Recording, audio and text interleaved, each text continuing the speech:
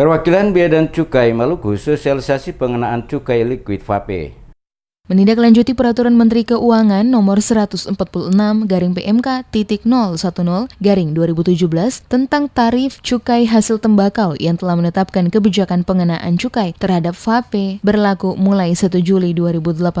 Kantor Wilayah Jenderal Bea dan Cukai Maluku giat melaksanakan sosialisasi aturan yang dikenakan terhadap ekstrak tembakau yang terkandung di dalam vape. Pengenaan cukai dengan tarif 57% ini merupakan intensifikasi cukai hasil tembakau dan merupakan instrumen pemerintah untuk mengendalikan konsumsi serta pengawasan terhadap peredaran vape. Kepala Kantor Wilayah Jenderal Bea dan Cukai Maluku Vinari Manan mengatakan, seluruh satuan kerja di bawah Kantor Wilayah DJBC Maluku, yakni Kantor Pelayanan Pengawasan Bea Cukai, Ternate, Tual, dan Ambon telah melakukan sosialisasi dan penyuluhan baik melalui sosialisasi di kantor maupun melalui media mainstream, termasuk sosialisasi door-to-door kepada pengusaha vape. Di Kota Ambon sendiri, sosialisasi liquid vape ini dilakukan kepada 12 vape store. Vinari mengungkapkan, para pengusaha vape wajib mengetahui aturan tentang pengenaan cukai untuk produk vape. Para pengusaha juga diimbau untuk mempersiapkan diri dalam melaksanakan pemenuhan aturan di bidang bea cukai yang akan diterbitkan untuk brewer maupun distribusi vape. Ia menyebutkan cukai HTPL akan dikenakan kepada importir dan produsen HPTL dengan tarif 57% dari harga jual eceran. Tidak berlaku bagi toko-toko non-importir dan produsen. Kantor DJBC juga akan memberikan asistensi kepada toko-toko penjual sekaligus produsen vape dalam rangka pembenahan tempat produksi maupun perizinannya hingga layak diberikan izin nomor pokok pengusaha kena bea cukai.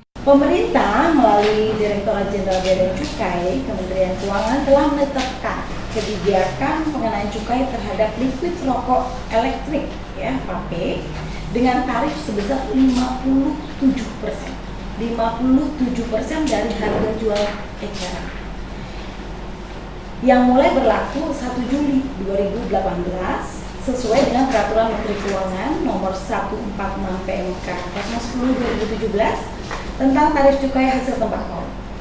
Pengenaan cukai dengan tarif 57% ini merupakan intensifikasi cukai hasil tembakau dan merupakan instrumen pemerintah untuk mengendalikan konsumsi serta pengawasan terhadap peredaran. Jadi ini adalah instrumen untuk mengendalikan peredaran vape dan juga pengawasan.